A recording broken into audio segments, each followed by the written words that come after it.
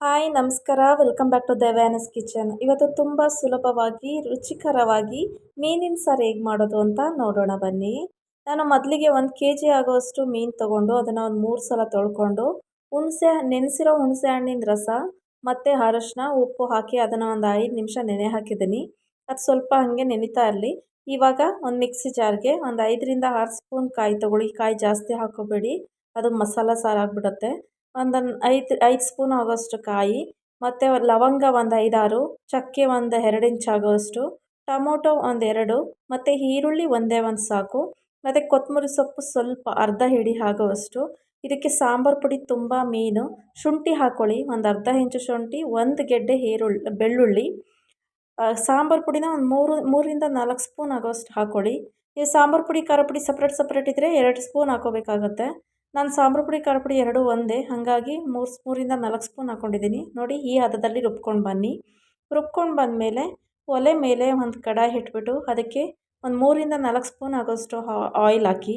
Oil ಹಾಕಿ ಒಂದೆರಡು ಸಣ್ಣದಾಗಿ cut ಮಾಡಿ ಇಟ್ಕೊಂಡಿರೋ ಈರುಳ್ಳಿ ಹಾಕ್ಬಿಟ್ಟು ಈರುಳ್ಳಿ ನೀಟಾಗಿ ಫ್ರೈ ಮಾಡಿ.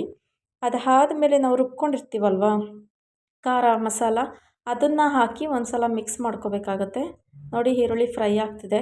ದಯವಿಟ್ಟು ನನ್ನ ಚಾನಲ್ನ ಸಬ್ಸ್ಕ್ರೈಬ್ ಮಾಡ್ಕೊಳ್ಳಿ. ವೆರೈಟೀಸ್ ಮತ್ತು ಟೇಸ್ಟಿ ರೆಸಿಪೀಸ್ನ ನಾನು ಹಾಕ್ತಾನೇ ಇರ್ತೀನಿ, ಡೈಲಿ ಅಪ್ಲೋಡ್ ಮಾಡ್ತಾ ಇರ್ತೀನಿ.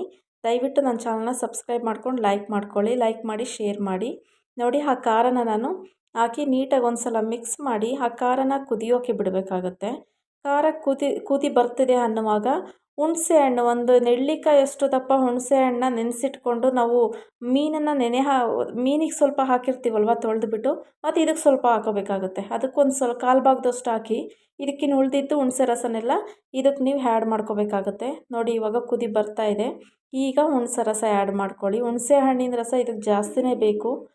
ಅದು ಹುಣಸೆ ಹಣ್ಣಿನ ರಸ ನಾವು ಜಾಸ್ತಿ ಹಾಕಿದಷ್ಟು ಟೇಸ್ಟ್ ಚೆನ್ನಾಗಿರುತ್ತೆ ಈ ಮೀನಿನ ಸಾಂಬಾರು. ನೋಡಿ, ಇವಾಗ ಆ್ಯಡ್ ಮಾಡ್ಕೊಂಡಿದ್ದಾಯಿತು. ಇದನ್ನು ಕುದಿಯೋಕೆ ಬಿಡೋಣ. ಚೆನ್ನಾಗಿ ಕುದಿಬೇಕು. ಇದು ನೀಟಾಗಿ ಕುದ್ದಾಗಿದೆ ಅನ್ನುವಾಗ ನಾವು ಮೀನು ಹಾಕೋಬೇಕಾಗುತ್ತೆ. ನೋಡಿ, ಒಂದು ಸಲ ನೀಟಾಗಿ ಮಿಕ್ಸ್ ಮಾಡಿ ಕುದಿಯೋಕೆ ಬಿಡಿ. ಮಿಕ್ಸ್ ಮಾಡಿ ಕುದಿಯೋಕೆ ಬಿಡ್ತಾ ಇದ್ದೀನಿ. ಮೀನು ನಾನು ಕಾಟ್ಲಾ ಮೀನು ಅಂತ ಬರ್ತದಲ್ಲ, ಅದನ್ನು ತೊಗೊಂಡಿದ್ದೀನಿ. ನೀವು ಯಾವ ಮೀನಾದರೂ ತೊಗೋಬೋದು, ಚೆನ್ನಾಗಿ ಬರುತ್ತೆ.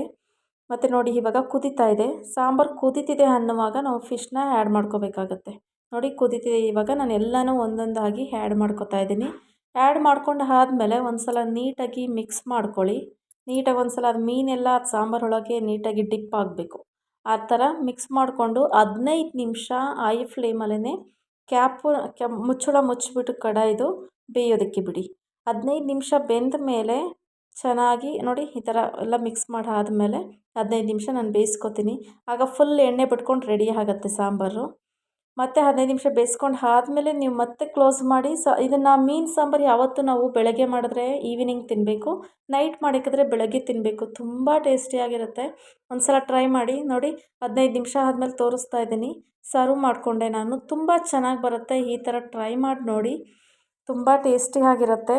ಖಾರನೂ ಜಾಸ್ತಿ ಆಗಿರಲ್ಲ, ಹುಳಿನೂ ಜಾಸ್ತಿ ಆಗಿರಲ್ಲ. ತುಂಬ ಚೆನ್ನಾಗಿ ಬರುತ್ತೆ. ಒಂದು ಸಲ ಟ್ರೈ ಮಾಡಿ. ಹೇಗೆ ಬಂತು ಅಂತ ಕಮೆಂಟ್ ಮಾಡಿ, ಲೈಕ್ ಮಾಡಿ, ಸಬ್ಸ್ಕ್ರೈಬ್ ಮಾಡಿ. ತುಂಬ ಧನ್ಯವಾದಗಳು.